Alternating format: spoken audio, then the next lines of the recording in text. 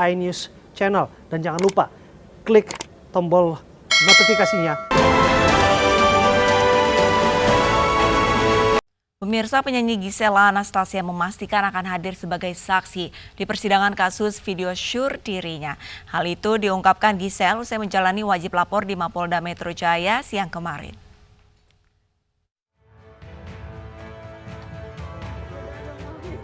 Usai memenuhi panggilan wajib lapor di Polda Metro Jaya, Jakarta, penyanyi Gisela Anastasia memastikan akan hadir sebagai saksi dalam sidang kasus penyebaran video asusila besok. Gisel mengaku siap dan akan hadir memberikan kesaksian untuk 2 terdakwa penyebar video. Udah kita kosongin sih, karena kan kemarin kita ternyata kalau sidang di hari Selasa, jadi kita udah kosongin juga sih, siap sedia lah kapan aja kalau diminta untuk jadi saksi ya. Artinya bakal tetap datang sebagai saksi ya Mbak Gisel? Kalau diminta, ya kita bersedia pasti mengikuti prosedurnya ya. Pekan lalu, Gisel mangkir menjadi saksi dalam sidang perdana terdakwa penyebar video asusila di Pengadilan Negeri Jakarta Selatan.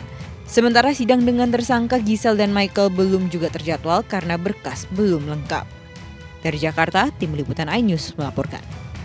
Sementara itu pemirsa, ibu bersama anak usia 7 bulan yang mendekam di sel lapas kelas 2B, Loksukon Aceh, akhirnya bebas.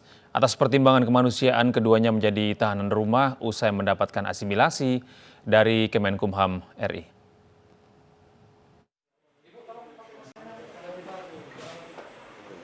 Isma Khairani bersama bayinya berusia 7 bulan yang sempat mendekam di lapas kelas 2B Loksukon Aceh Utara Aceh, akhirnya dibebaskan setelah mendapat asimilasi dari Kemenkumham RI.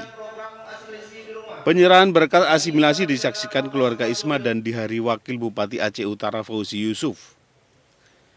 Diketahui Isma mendekam di sel karena terjerat tindak pidana Undang-Undang Informasi dan Transaksi Elektronik atau ITE. Isma dilaporkan kepala desanya yang bernama Bakhtiar karena mengunggah video kericuhan kepala desa dengan ibunya di Desa Lokpuk, Kecamatan Seunodun. Kita laksanakan salah satu pembebasan COVID-19 sesuai dengan Permen 32 tahun 2020, yaitu kita bebaskan 1 orang narapidana atas nama Isma Khairani yang ketentuannya sudah menjalani setengah daripada masa pidana. Dengan pidana dia 3 bulan, jadi dia sudah menjalani setengah masa pidana. Jadi sesuai dengan Permen 32 tahun 2020 kita bebaskan untuk asimilasi di rumah. Isma dan anaknya yang sempat mendekam di sel selama 2 pekan, kini hanya tinggal menjalani sisa hukuman sebagai tahanan rumah dan wajib lapor kepada Balai Pemasyarakatan atau Bapas. Dari Aceh Utara, Armia Jamil, iNews melaporkan.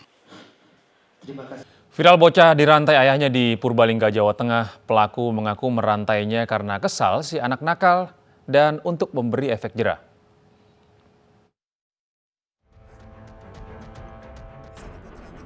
Seorang bocah di Purbalingga, Jawa Tengah dirantai kakinya dan dikurung di dalam gudang belakang rumahnya oleh orang tuanya.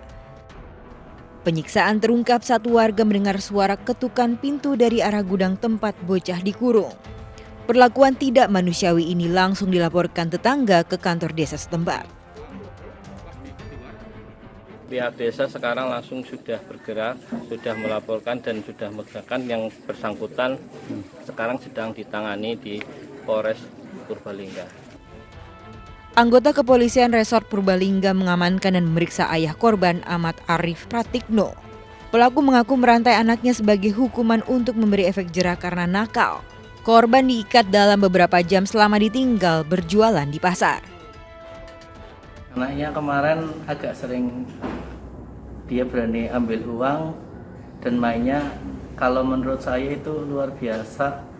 Jadi karena kondisi dia rumah nggak bisa untuk ngurung di kamar, jadinya nggak ada kepikirannya rantai kayak gitu, pakainya rantai kayak gitu. Kemungkinan akan kita berikan sanksi dan itu pun sebatas pembinaan karena memang tidak ada tindakan keras untuk anak yang dirantai. Meski belum menemukan unsur kejahatan dalam peristiwa ini, pelaku untuk sementara masih diamankan di Mapolres Purbalingga. Hingga Jawa Tengah, Catur Edi Purwanto, iNews melaporkan.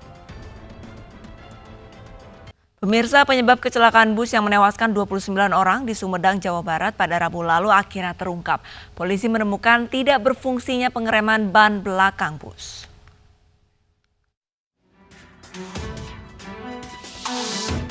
Hasil gelar perkara kecelakaan maut bus Sri Padma Kencana di Sumedang, Jawa Barat menemukan tidak berfungsinya pengereman ban belakang sebelah kanan. Polisi juga telah menetapkan kernet dan pengemudi sebagai tersangka, tetapi tidak menutup kemungkinan adanya tersangka lain menunggu hasil penyelidikan yang masih berjalan.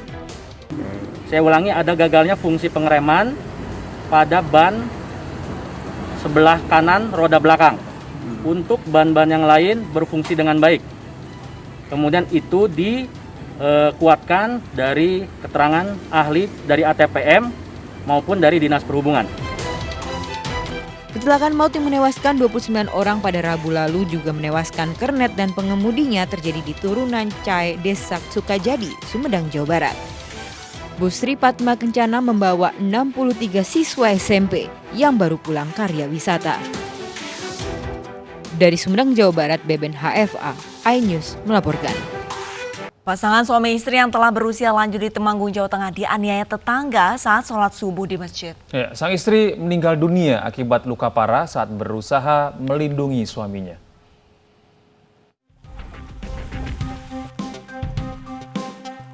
Peristiwa pembacokan sadis terhadap pasangan suami istri yang telah berusia lanjut, Muhdori dan Trimah, terjadi di Masjid Al-Iman di Dusun Sigran, Desa Kemiri, Kecamatan Kaloran, Temanggung, Jawa Tengah. Muhdori yang sedang menjadi imam sholat subuh dianiaya oleh tetangga sendiri berinisial MD secara membabi buta. Istri Muhdori, Trimah, yang tengah menjadi makmum sholat berjamaah turut menjadi korban lantaran berusaha melindungi suaminya yang sudah bersibah darah. Akibat luka parah di sekujur tubuh, Muhdori kritis, sedangkan istrinya Trimah 55 tahun tewas. Usai membacok keduanya, pelaku MD menyerahkan diri ke Polsek Kaloran. Polisi menyebut pelaku yang masih merupakan kerabat dan tetangga memiliki dendam pribadi kepada korban. Pelaku sendiri bukan bagian dari makmum, jadi yang bersangkutan menunggu azan iqomah dari azan subuh, menunggu beberapa saat, kemudian yang bersangkutan masuk langsung melakukan pembacokan terhadap imam. Jadi untuk saksi yang diperiksa sementara dari saksi yang melihat langsung, jadi ketika sholat itu ada beberapa orang yang melihat si pelaku membacok korban. Itu semua sudah kita minta keterangan, sementara masih kita periksa di Polres Temanggung. Usai disemayamkan di masjid, jenazah Trimah dibawa ke tempat pemakaman umum yang tak jauh dari rumah korban. Sementara Muhdori, suami Trimah, hingga kini masih dirawat intensif di Rumah Sakit Umum Daerah Temanggung.